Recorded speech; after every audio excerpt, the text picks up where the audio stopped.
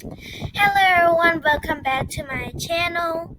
And today I'm going to show you the game I made from last video. The last video it was part 1, but today this video it is part 2.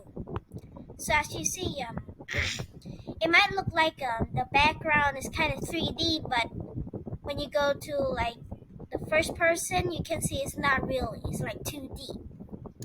But when you press the green flag, you see that it is 3D. And let me just fix this a bit so it can look better. And you can use the arrow keys to move. Or the WASD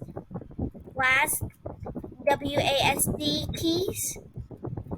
I prefer the arrow keys, but it's because it's kind of easier. You could use the right hand, and well, yeah. So it is kind of like at first you might see it dizzy. Yeah, that's what I'm concerned about. And well, I just want to show you that here are the commands that I used. And if you forget how I make these videos, it is from scratch.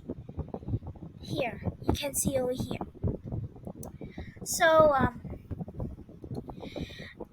yeah, that's all. And I hope you all have a blessed day, and